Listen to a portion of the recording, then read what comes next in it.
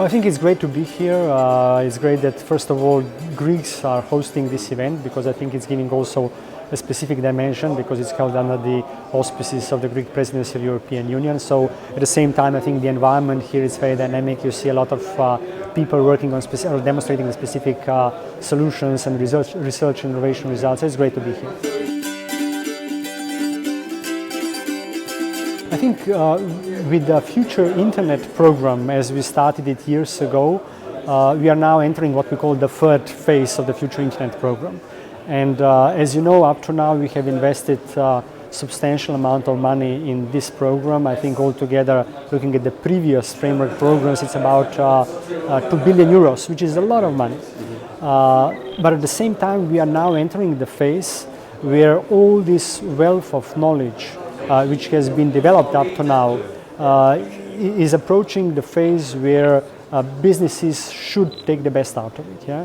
And this is exactly what we call the phase 3 of the Future Internet program is all about. So the phase 3 of the Future Internet program is about bringing together what we hope would be thousands, literally thousands of SMEs to be engaged with research organizations, with institutes, in order to develop new products and new services for different kind of communities, ranging from, agriculture, through health, transport, and so on. So I think for that, we are in a very important stage of the program, and looking at the dynamics of all the presentations here, we can be quite optimistic.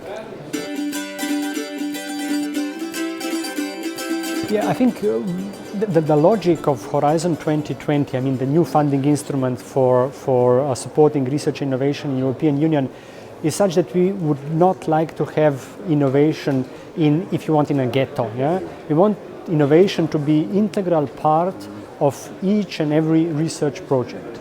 So it means that this logic of having first the basic research, then applied research and innovation, this has been abandoned decades ago. So one way or the other, I think innovation happens and should happen, and happens in every single step of the research process.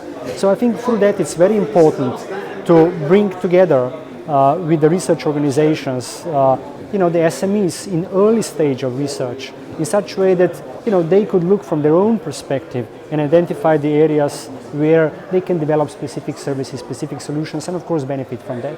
So I think the logic which you are applying in this specific domain is the right one, and we would just like to encourage you to keep on doing it that way.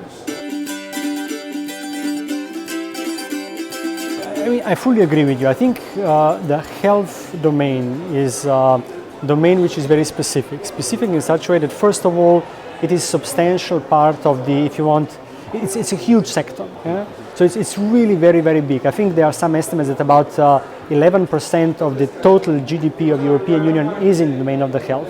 So in a system which is as big as that, you cannot make a revolution from today to tomorrow.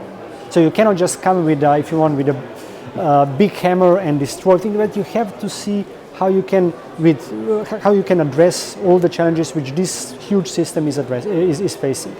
So in a way, I fully agree with you also that there is wealth of knowledge and experience in the domain of providing new health solutions.